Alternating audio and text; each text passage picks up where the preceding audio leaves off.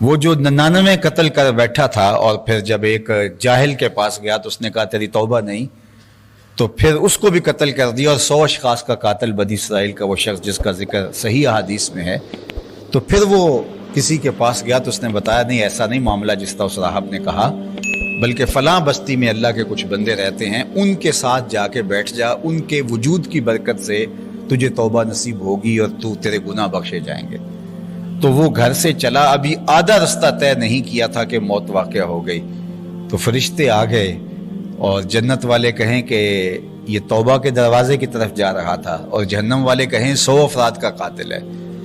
اللہ اکبر۔ پھر اللہ ایک فیصلہ کرنے والا فرشتہ اور بھیجتا ہے کہ جا کے ان کے درمیان جا کے فیصلہ کر، اور فیصلہ اس نے کیا کیا کہ زمین کو ناپ لو، اگر اہل اللہ کی بستی کے یہ زیادہ قریب ہے تو اس کو جنت میں لے جاؤ، اور اگر یہ گناہ والی بستی کے زیادہ قریب ہے تو جہنم میں لے جاؤ۔ اللہ اکبر۔ اللہ کو تو پتا تھا، لیکن یہ پروٹوکول ہے توبہ کے دروازے پر آنے والے اور اللہ والوں کی بستی کی طرف جانے والوں کا، کہ پھر ایک ایک انچ ناپا گیا، اور کہتے ہیں جب وہ گرا، حدیث پاک میں آتا ہے جب وہ گرا تو وہ بالکل درمیان میں تھا، نہ ادھر تھا نہ ادھر تھا، لیکن جب گرا تو اس کو شوق تھا کہ میں پہنچوں، تو وہ گرتے گرتے اپنی جو ہے وہ چھاتی کے بل اپنے آپ کو تھوڑا سا گھسیٹ کے آگے کر رہا ہے کہ میں پہنچ جاؤں، لیکن نہیں پہنچ پایا۔ تو جب ناپا گیا تو وہی 1-2 بالشت زیادہ اللہ والوں کی بستی کے قریب ہونے کی وجہ سے اس کو جنت عطا کر۔ اٹھ فریدا ستیا تے میلا ویکھن جا، وت کوئی بخشیا مل جاوے تے تو میں بخشیا جا۔ تو ان لوگوں کی تو سنگت بھی جو ہے وہ اندر کی ستھرائی کی ضامن ہوتی ہے، چہ جائے کہ انسان خود اس زمرے میں شامل ہو جائے۔ اللہ جل شانہ ہم سب کو ایسی پاکیزہ زندگی عطا فرمائے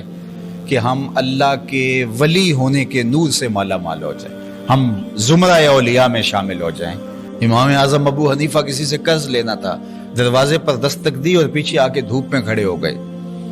تو کسی نے کہا حضرت چلاتی ہوئی دھوپ ہے اور یہ سایہ یہ دیوار ہے، اس میں کھڑے ہو کے انتظار کیجئے۔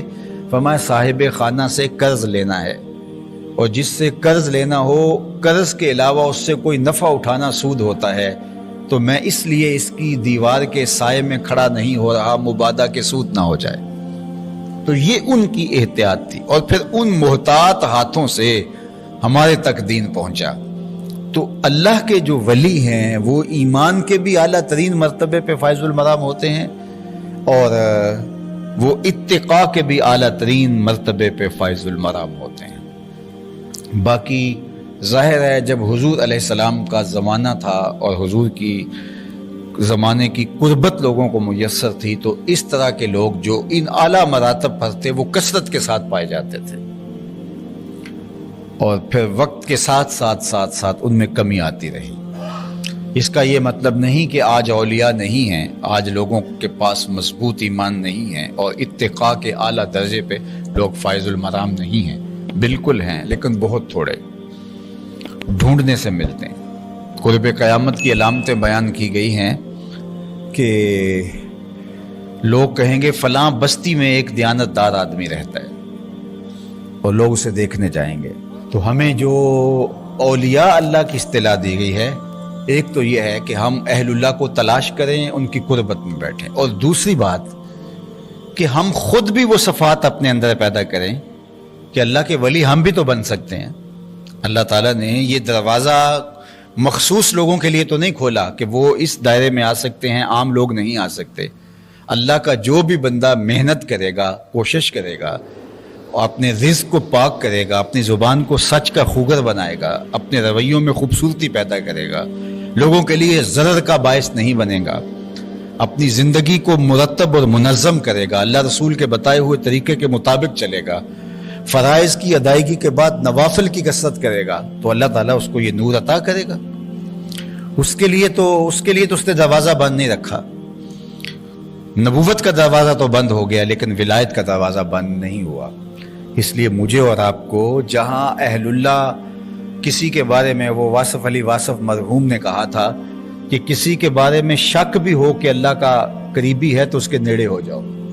یقین تو دور کی بات ہے، اگر آپ کو شک بھی پڑے کہ یہ کوئی اللہ کا بندہ ہے تو اس کے قریب ہو جاؤ۔ تو تو تمہیں کچھ نہ کچھ برکت مل جائے گی۔ ایک تو جس کے بارے شک بھی پڑے کہ یہ اللہ والا ہے